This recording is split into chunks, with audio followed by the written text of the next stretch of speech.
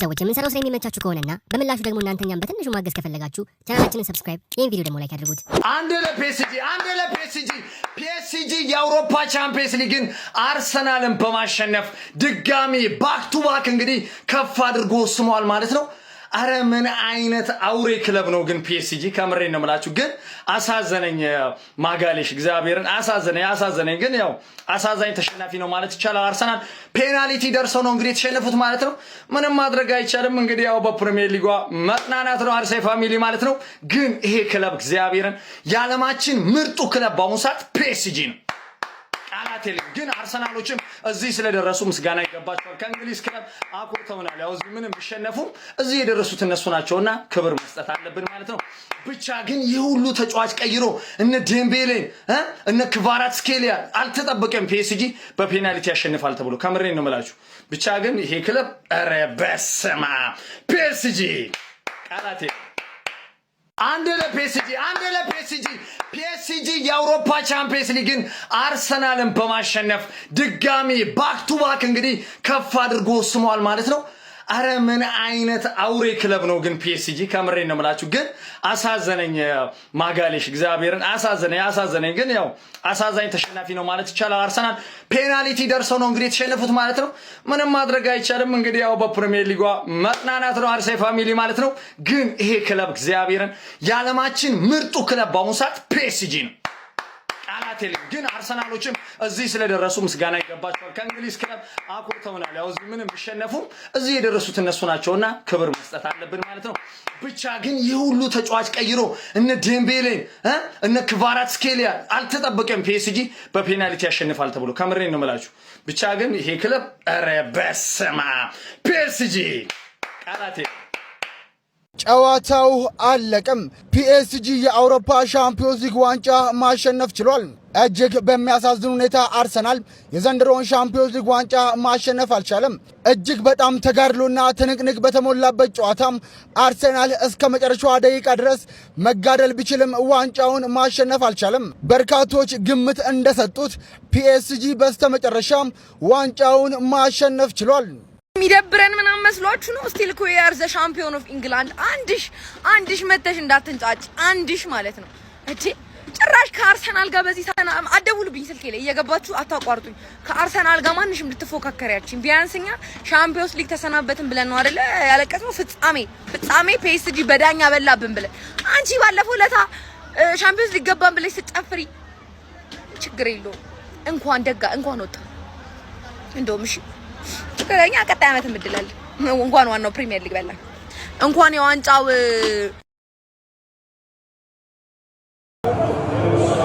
እኔ አሳዝነውኛል። ጋብሪኤል መሳቱ ብቻ ነው ደስ ያለው። ማርያም አሳዝነውኛል።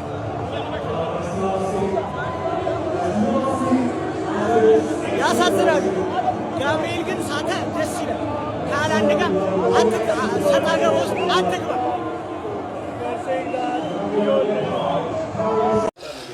ከተማችንን ፒጄ መልሶልናል። እግዚአብሔር ያክብርልን። ፒጄ ሲጀመር ፒ ማለት ፒስ ነው፣ ኤስ ማለት ሰላም ነው፣ ጂ ደግሞ ግበርዩ ማለት ነው። ስለዚህ ፒጄ ሰላማችንን ሰጥቶናል። እዚህ ነበር ያየሁት። ጠርታችሁኝ እዚህ አብሬ እየቋጠርኩ ከሴፍሻ ጋር ከቢኒ ጋር ከጸጊ ጋር ይቻለው። እግዚአብሔር ያክብርልኝ።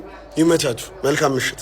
የት ወለም ዘለምት ያለሽ ላይቀር ፓሪስ መግባትሽ አቨርትስ ቀድሞ ቢያገባሽ ዴምቤሌ መጥቶ አረጋጋሽ። ታሪክ ከ20 ዓመት በኋላ ተመሳሳይ ውጤትን አርሰናል ላይ ደግሞታል። መድፈኛው እስከ ቡዳፔስት ድረስ መጓዝ ቢችልም ዋንጫውን ግን ከፒኤስጂ እጅ መንጠቅ አልቻለም። ፒኤስጂ ለተከታታይ 2 ዓመታት የአውሮፓ ቻምፒዮንስ ሊግ አሸናፊ መሆን ችሏል። የፒኤስጂ ደጋፊዎች እንኳን ደስ አላችሁ። ከወዴት አላችሁ?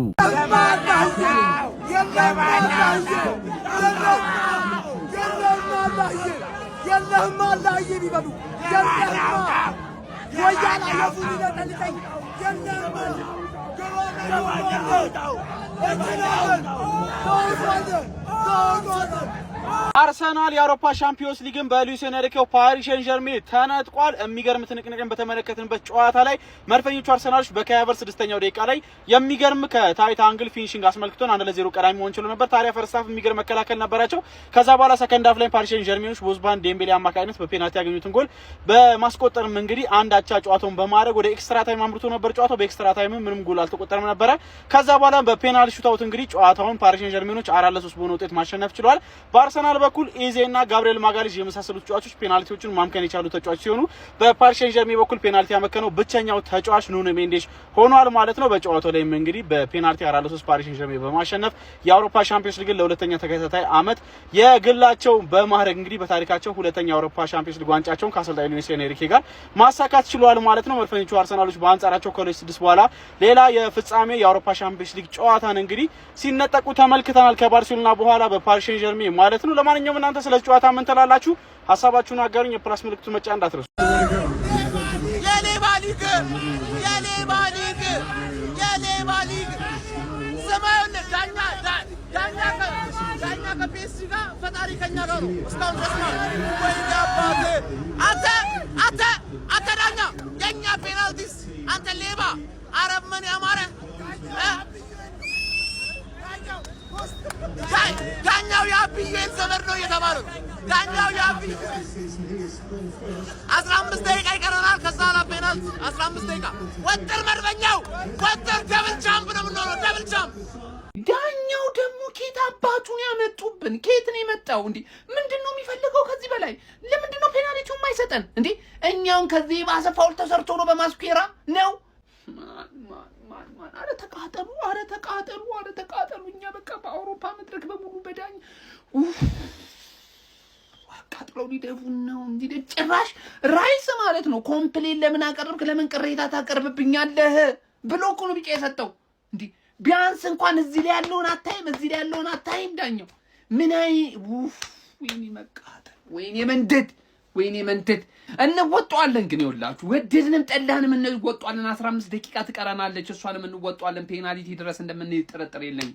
እናሸንፈዋለን። ይሄን ጨዋታ ዳኛውን ጭምር አሸንፈን ነው ማስተማሪያ ነው የምናደርጋት። ሙሽላቄውን ከዳኛ ማን አባቱን የላከብን ደግሞ ማን የላከብን? ወይኔ መንደድ ወይኔ